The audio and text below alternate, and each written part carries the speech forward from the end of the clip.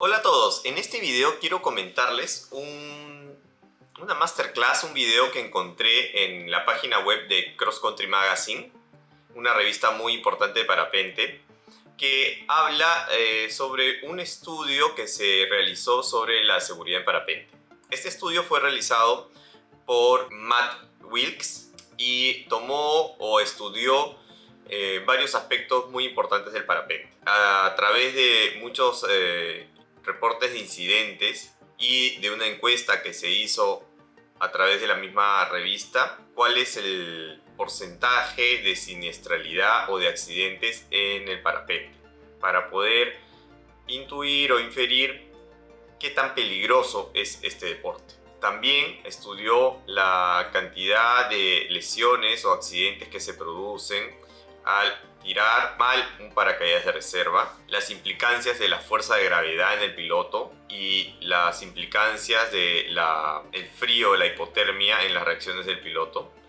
También evalúa cómo se deben realizar los primeros auxilios y cómo se debe equipar un kit de primeros auxilios. En este video voy a abordar los primeros temas. Desafortunadamente en el parapente tenemos muy poca evidencia científica, muy poca investigación, muy poca data que nos pueda llevar a tener conclusiones un poco más científicas, más acertadas. Y en este estudio que él realiza se puede tener ese tipo de información tan valiosa y tan escasa en nuestro deporte. Primero quiero mencionar que voy a poner los links del video en YouTube y el link de la página web de la revista Cross Country Magazine para que puedan ver la fuente de primera mano. El video está en inglés. Los subtítulos funcionan, los subtítulos automáticos traducidos al español funcionan medianamente bien, hay algunos errores, así que cualquier persona podría ver el video así no hable inglés. El video empieza con la pregunta: ¿qué tan peligroso es el parapente? Luego compara el deporte del parapente con el paracaidismo. En el paracaidismo se tiene una mucho mejor información de qué tan peligroso es, porque un paracaidista va a saltar un avión que está supervisado o está registrado en un aeródromo o un aeropuerto. Este paracaidista va a hacer un número determinado de saltos y va a aterrizar también en el aeródromo o en el aeropuerto. Si tiene algún percance, alguna incidencia o un accidente, estos van a ser debidamente reportados, ya sean leves, moderados o graves, y el conocimiento o la estadística va a estar disponible para todo el mundo. Lo que no pasa con el parapente, afortunadamente, al ser una actividad más libre, más individual, cuando suceden incidentes o accidentes, muchos de estos no se reportan, o si se reportan no se tiene toda la información completa para tomar o para investigar o para sacar conclusiones más acertadas. A pesar de eso, Matt intentó hacer un estudio sobre los accidentes y a través de una encuesta en la que 1.700 suscriptores de la revista respondieron acerca de accidentes e incidentes, y además con una base de datos de 1.000 reportes de incidentes y accidentes, Matt pudo tomar o obtener estos resultados. De cada 100.000 vuelos hay entre 18 a 27 lesiones y 1.4 en promedio de fatalidades. O sea, prácticamente de cada 100.000 vuelos hay una persona que fallece haciendo parapente y 20 que terminan siendo lesionadas. Vemos acá en el cuadro ya más desagregado que vemos que la mayoría de vuelos son locales. ¿Qué significa un vuelo local? Despego de una zona de vuelo, hago mi vuelo y aterrizo en el aterrizaje oficial, digamos, en el aterrizaje habitual. No hago vuelos de distancia. Planifico con anticipación de dónde voy a despegar y dónde voy a aterrizar, y usualmente este aterrizaje está muy cerca a la zona de despegue. El que le sigue son vuelos de cross country, en el que sí un piloto despega con la intención de volar lo más lejos posible. Puede ser que retorne a la zona de despegue, al aterrizaje normal, o se quede en el camino, o su destino es aterrizar en un sitio más lejano. El tándem usualmente es una actividad comercial en la que se llevan pasajeros. Luego tenemos Hike and Fly, que es una actividad bastante novedosa. En los últimos años se ha popularizado bastante. En esta no se utilizan despegues tradicionales. El deportista lleva un equipo ligero, escoge subir una montaña que no tiene un despegue oficial, usualmente. Intenta improvisar un buen despegue, sale a volar y luego o desciende la montaña o intenta hacer un vuelo más largo o de cross country. Luego tenemos vuelos de competición. Las competiciones son vuelos de distancia. Luego tenemos vuelos de instrucción. Después tenemos tándem R. Yo supongo que R viene de recreativos, no comerciales. Y los últimos y los menos habituales son vuelos acrobáticos. En cuanto a horas de vuelo, no vuelos, sino horas de vuelo, más o menos se mantiene la misma relación. 20 heridos cada 100.000 vuelos. No me queda claro a qué denomina con lesiones. Si son lesiones cuando son muy graves o desde pequeñas lesiones como golpes o cortes o heridas. Yo asumo que cuando habla de lesiones se refiere a lesiones de moderadas a graves. Por ejemplo, una fractura, un esguince, una luxación.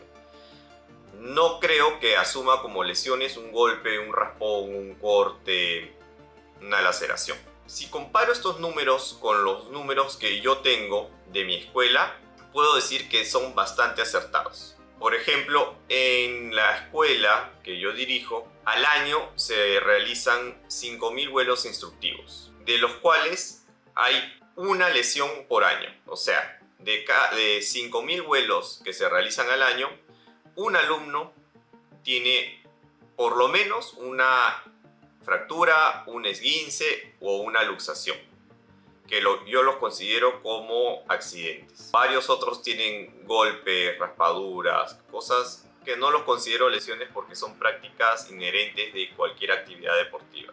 Para mí una lesión es cuando requiere atención médica y requiere cierto cuidado. Si hacemos la relación, esta es muy similar a la que expresa Matt en su estudio.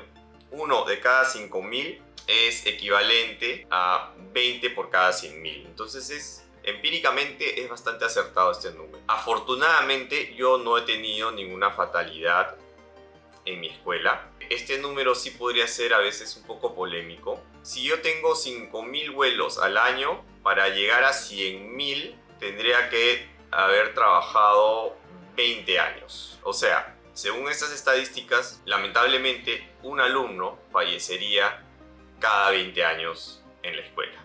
Espero que eso no suceda. Ya tengo casi 15 años y no he tenido ninguna fatalidad. Pero los números son los números, las estadísticas son las estadísticas. Lo valioso de tener esta data, estas estadísticas, es que podemos hacer algo para revertirlo. Es como ver el futuro, podemos prevenirlo. De hecho, tener estas estadísticas, tanto institucionalmente como asociación, como escuela o individualmente, nos va a ayudar a saber si estamos mejorando o empeorando. Porque si de un año a otro ya no tengo un lesionado cada 5.000 vuelos, sino tengo 3 lesionados cada 5.000 vuelos, significa que algo mal estoy haciendo. Si yo soy un piloto individual y tengo más o menos esa estadística, que cada cierto tiempo me golpeo, ya no hablemos de fracturas, pero tengo un mal aterrizaje o un mal despegue cada cierto número de vuelos y el siguiente año aumenta y el siguiente año aumenta, es una alarma de que algo mal estoy haciendo y debo cambiar mi forma de volar.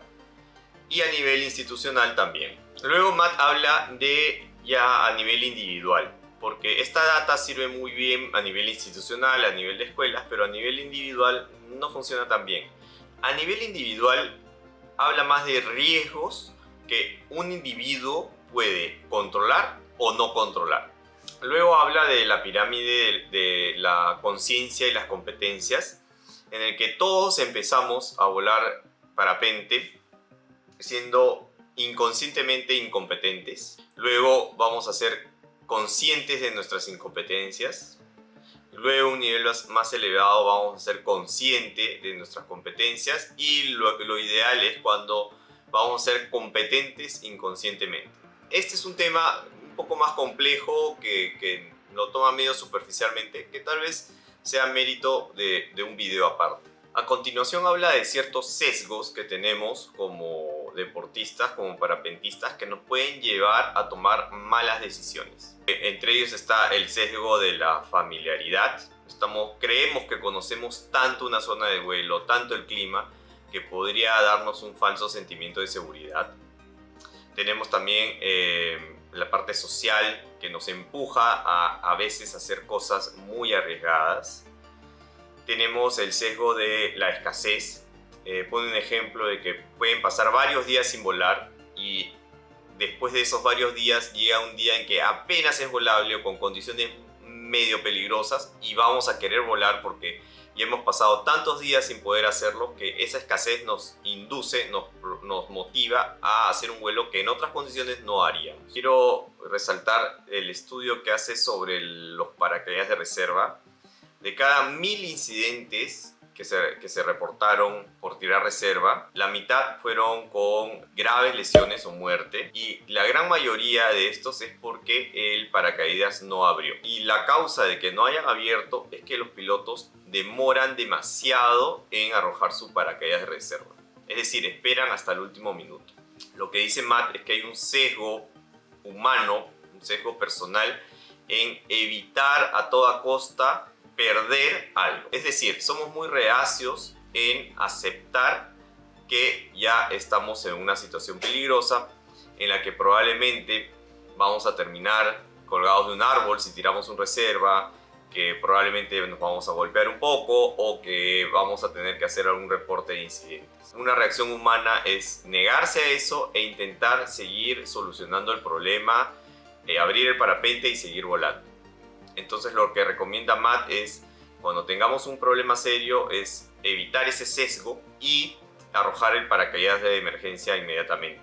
En los casos en que los pilotos arrojaron su paracaídas inmediatamente, prácticamente no hubo lesiones graves. Las lesiones graves y los accidentes fatales se produjeron cuando los pilotos demoraron demasiado en arrojar su paracaídas de reserva.